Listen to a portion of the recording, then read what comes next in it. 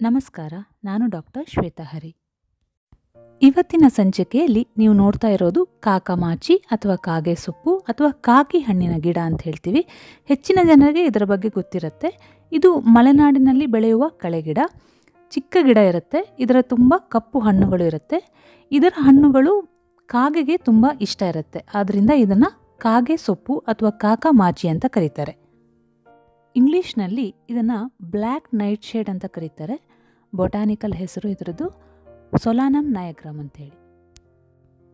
ಈಗ ನಾನು ಈ ಗಿಡದ ಎಲೆಗಳನ್ನು ಉಪಯೋಗಿಸ್ಕೊಂಡು ಕಷಾಯ ಮಾಡ್ತಾ ನಿಮಗೆ ಇದರ ಏನೆಲ್ಲ ಆರೋಗ್ಯ ಪ್ರಯೋಜನಗಳು ನಮಗೆ ದೊರೆಯುತ್ತದೆ ಅನ್ನೋದನ್ನ ತಿಳಿಸ್ಕೊಡ್ತಾ ಹೋಗ್ತೀನಿ.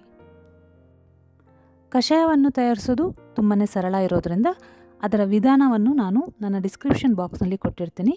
ನೀವು ಮಾಡುವಂತಹ ವಿಡಿಯೋವನ್ನು ನೋಡ್ತಾ ಹೋಗಿ ನಾನು ಅದರ ಆರೋಗ್ಯ ಪ್ರಯೋಜನಗಳನ್ನು ಹೇಳ್ತಾ ಹೋಗ್ತೀನಿ. ಇದರಲ್ಲಿ ಹೆಚ್ಚಿನ ಪ್ರಮಾಣದ vitamin C, vitamin B, beta carotene, polyphenols, ರಂಜಕ ಹಾಗೂ ಕಬ್ಬಿಣಾಂಶ ಹೆಚ್ಚಾಗಿರುತ್ತದೆ. ಹಾಗೆ ಇದರಲ್ಲಿ ಶಕ್ತಿಯುತವಾದ ಉತ್ಕರ್ಷಣ ನಿರೋಧಕವೂ ಇರುತ್ತದೆ. ಅಂದರೆ ಆ್ಯಂಟಿ ಆಕ್ಸಿಡೆಂಟ್ಸ್ ಅಂತ ಹೇಳ್ತೀವಲ್ಲ ಅದು. ಇದರಿಂದ ನಮಗೇನಾಗತ್ತೆ ಅಂದರೆ ನಮ್ಮ ರೋಗ ನಿರೋಧಕ ಶಕ್ತಿಯು ತುಂಬಾ ಹೆಚ್ಚಾಗ್ತಾ ಹೋಗುತ್ತೆ.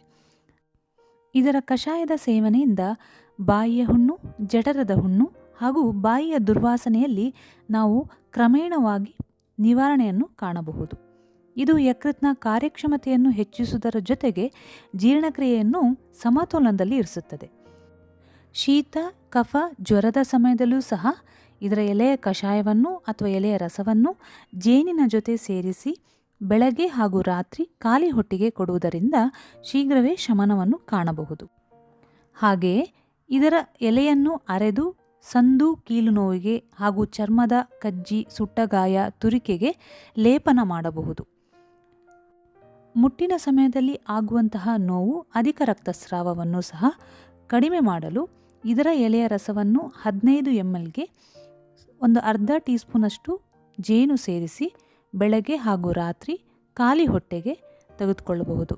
ಎಲ್ಲಿ ತನಕ ಅಂದರೆ ಮುಂದಿನ ಅವಧಿವರೆಗೂ ಸೇವಿಸ್ತಾ ಬರ್ಬೋದು. ಇದರ ಸೊಪ್ಪಿನ ತಂಬುಳಿ, ಚಟ್ನಿ, ಸಾರು ಅಥವಾ ಪಲ್ಯವನ್ನು ಮಾಡಿ ಸೇವಿಸೋದರಿಂದ ಉರಿಮೂತ್ರ, ಮಲಬದ್ಧತೆ ಹಾಗೂ ಮೂಲವ್ಯಾಧಿಯಂತಹ ಸಮಸ್ಯೆಯನ್ನು ಸಹ ನಾವು ಶಮನಗೊಳಿಸಿಕೊಳ್ಬೋದು. ದೇಹದ ಉಷ್ಣಾಂಶದ ತೀವ್ರತೆಯಿಂದ ಕೆಲವರಿಗೆ ಮೂಗಿನಲ್ಲಿ ರಕ್ತಸ್ರಾವ ಆದಾಗ ಇದರ ಎಲೆಯ ರಸವನ್ನು 15 mlಗೆ ಸ್ವಲ್ಪ ಜೇನು ಸೇರಿಸಿ ತೆಗೆದುಕೊಳ್ಳುವುದರಿಂದ ರಕ್ತಸ್ರಾವ ಕಡಿಮೆಯಾಗುತ್ತದೆ. ಕೆಲವೊಂದು ಸಂಶೋಧನೆಯ ಪ್ರಕಾರ ಇದು ಕ್ಯಾನ್ಸರ್ ಉಂಟುಮಾಡುವ ಜೀವಕೋಶಗಳ ವಿರುದ್ಧ ಹೋರಾಡುತ್ತದೆ ಎಂದು ತಿಳಿಸಿದ್ದಾರೆ.